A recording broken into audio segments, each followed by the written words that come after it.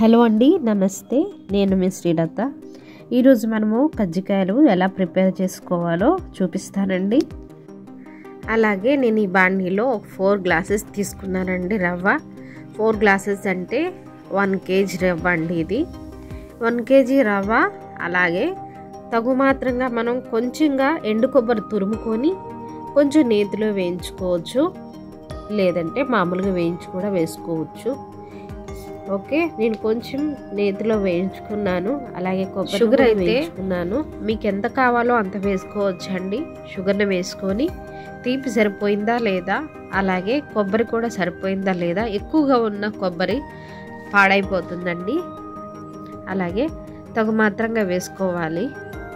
Sugar అయినా అంతేనండి, మనం తీపిని బట్టి వేసుకోవడమే. మీకు ఎక్కువ షుగర్ కావాలంటే ఎక్కువ వేసుకోవచ్చు.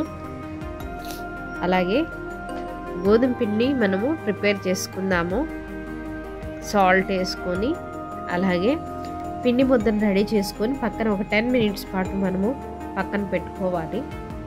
ఈ మిశ్రమం మొత్తం కూడా ఇప్పుడు నేను యాలకుల పొడి గ్రైండర్ రోటీ ప్రిపేర్ చేసుకొని అప్పుడు వేసుకున్నానండి. చుట్టూతో మనం కొంచెం ఆయిల్ రాసుకోవాలి. ఆయిల్ రాసుకొని దాని మీద పిండి చల్లుకొని అలాగే ఇప్పుడు ఈ మిశ్రమాన్ని ఏదైతే మనం రెడీ చేసుకున్నామో ఆ మిశ్రమాన్ని దీనిలో వేసుకోవాలి.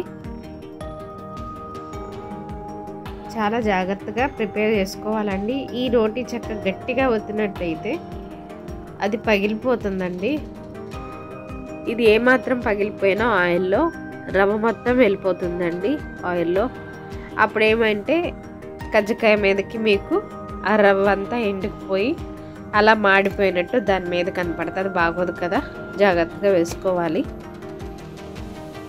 ఓకే, ఇలా జాగ్రత్తగా మనం తీసుకొని ఆయిల్లో వేసేసుకోవడమే. దీనికి ఏంటంటే ఒకళ్ళు చేస్తూ ఉండాలండి. ఒకళ్ళు దాన్ని మనం తయారు చేసుకున్నది ఉంది కదా, ఆ పొడిని ఒకళ్ళు వేస్తూ ఉండాలి, ఒకళ్ళు కాలవాలి. ఓకే, ఎందుకంటే ఇవి ఆరిపోయినాయి అంటే మళ్ళీ పగిలిపోతాయి. ఇలా జాగ్రత్తగా ఒత్తుకొని వేసేసుకోవడమే. ఇదిగోండి, ఈ విధంగా ఇలా మొత్తం ప్రిపేర్ చేసుకోవాలి. ఈ చివర్లా కొంచెం జాగ్రత్తగా ఒత్తుకోవాలి, లేకపోతే విరిగిపోతాయి.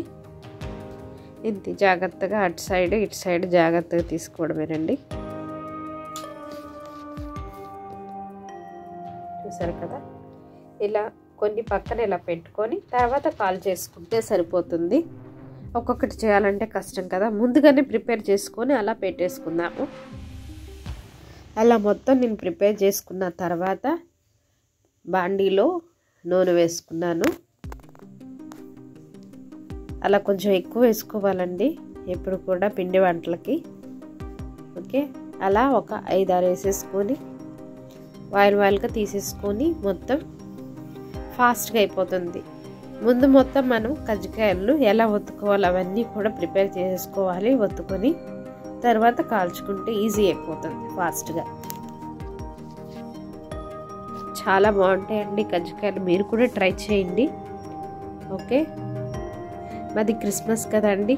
ఈ క్రిస్మస్ సందర్భంగా పిండి వంటలు తయారు చేసుకుందామని. ఇలా ఫాస్ట్గా అయిపోతుందండి.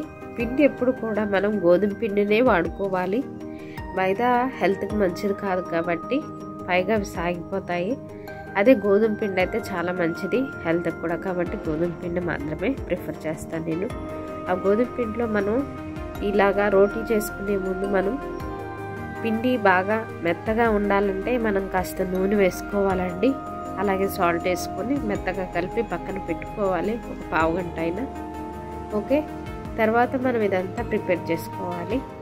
ప్లీజ్ లైక్ చేసి షేర్ చేసి సబ్స్క్రైబ్ చేయడం మాత్రం మర్చిపోకండి. And thanks for watching.